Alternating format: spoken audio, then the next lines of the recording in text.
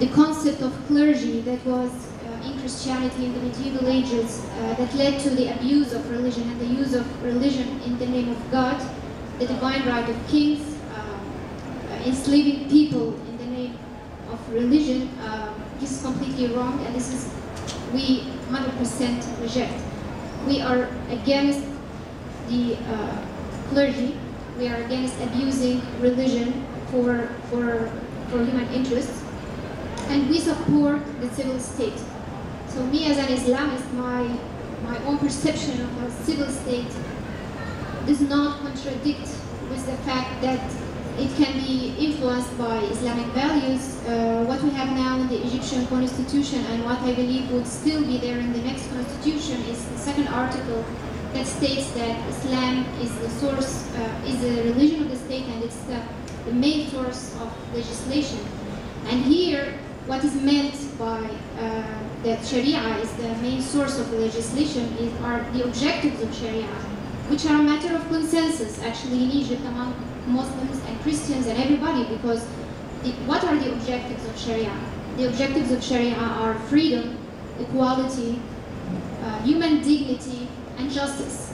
These are the objectives of Islamic Sharia, which should be the main reference of any upcoming constitution, and I believe that this is the main idea of a civil state with an Islamic reference. Why do we have an Islamic reference? Because this ensures the implementation of justice, the implementation of freedom, and prevents secular personal interests to be in politics. Okay, so that's Assam Halabi. Thank you very much indeed.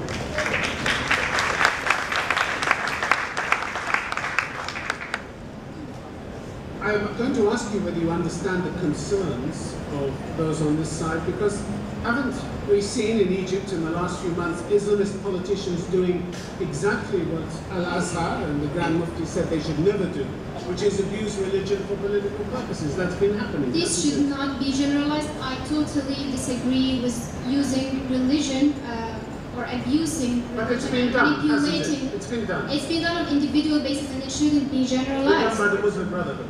By individuals in the Muslim Brotherhood that do not represent the official state. In March, they hung a banner in a square in Alexandria telling people it was their religious duty to vote yes in the referendum, this has been officially denied by the Muslim Brotherhood on their official website, saying that this was done on an individual basis, and it's actually condemned by the Brotherhood to use religion as an excuse or as a means of manipulating votes or brainstorming people's minds for political votes. And I personally am totally against using religion for manipulating people's minds or deceiving people in the name of religion or trying to win seats in the name of religion. I believe that Egyptians didn't vote in the last constitution for religious purposes. The vast majority of those who voted, they were well aware of why they were going there to vote. They voted yes for purely constitutional and political reasons, although some of those who voted were actually affected by religious discourse. On the other hand, isn't the problem of having religious parties? This was summed up, I think, by one member of the Muslim Brotherhood, a 26-year-old member, actually, called Mohammed Al-Gheba. He said the problem with having religion in a political context is that you end up having religion on one side and everything else viewed as anti-religious. And that's a big problem, isn't it? That's a big problem because nobody should speak in the name of God. We are all humans and we are all equal in front of God. Nobody has the right to be the speaker on behalf of God. And actually, the Islam which Egyptians believe in is a moderate Islam, is a centrist Islam. It's not the kind of extremism which is well, there's plenty of extremism around. I mean, there are people who have said God's orders don't need a referendum. God's orders don't need a These vote. are very extremist and ridiculous views, actually, which do not represent the real Islam and the real Islamists. And on the other hand, please let me also say that those who voted no, also there were attempts equally to manipulate the voters and deceive them using the money of businessmen who were advocating this just for political reasons, not for actually advocating the interests of Egypt. They use okay, well, I don't think you'll be the only country in the world where there is political manipulation. There's quite a bit where I come from as well, but it's in a slightly different way. Thomas Hassan Halabi, thank you very much indeed. So I'm going to now ask for your questions, if I may. Just a reminder of the motion. Religion has no, this House believes that religion has no role in politics. Gentleman over there, I think you've got your hand up in the check shirt. I think you've got your hand up. We'll get a microphone to you, if you would just wait for 1 second. You sir, yes. Okay, I'm a little bit confused. I'm asking, directing my question to Ms. Dalia, or, sorry? Yes, Dalia Ziad. Dalia Ziad. Okay, I'm a little bit confused about her statement that religion is for human being, not for a country, because according to my information, and you correct me if I'm wrong, that Denmark and Iceland and Norway, Finland, they are stating in their constitution that they are Lutheran. England stating they are Angelican. Greece and Cyprus, they are saying that Orthodox. And Argentina and Salvador, well, they are I saying think she'll answer that for herself, but I don't think she's comparing Egypt to these countries either. No, this is my question only. Thank you. Correct me if I'm wrong. Thank you. Yes, yeah, no, you are not wrong. Actually, that's true. But why should we follow these examples?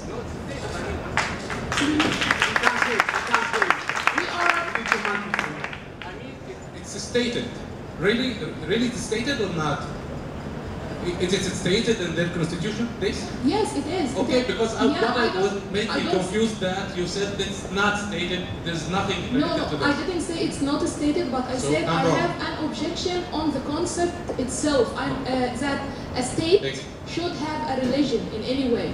But actually, now we are starting a new Egypt. So what kind of reference do you actually propose to the constitution if it doesn't have religious reference? In the case of Egypt, do you have any proposition or idea what kind of reference you can have in the constitution if you don't have Islam as a reference? What's your value system that you want to have in the constitution other than Islam?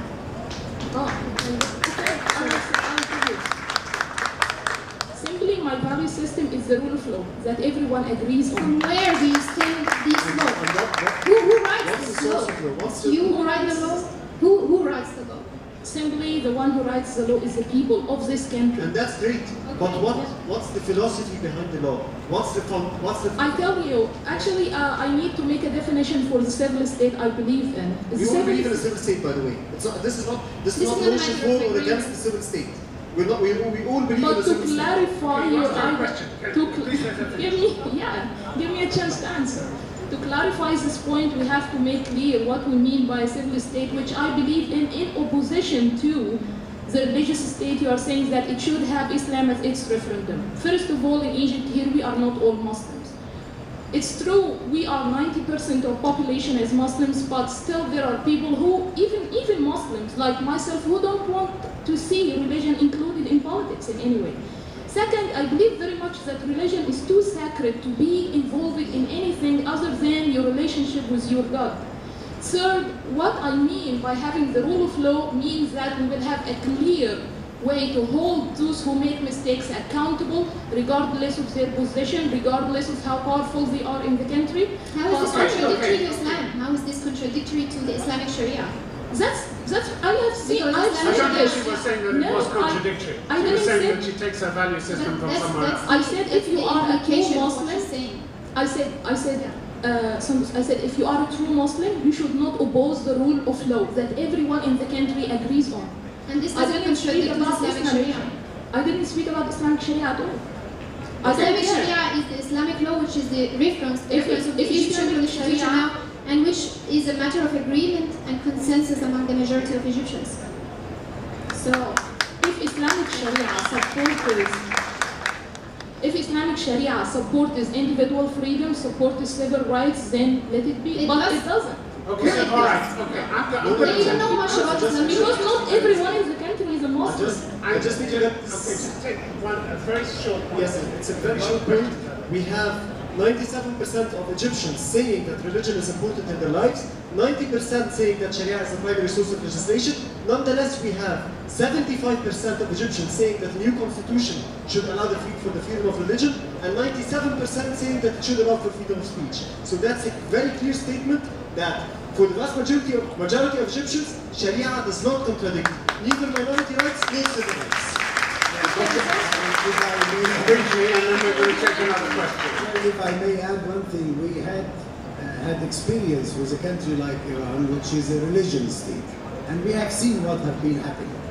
In Iran, since the revolution, 126,000 have been passed away since the revolutions.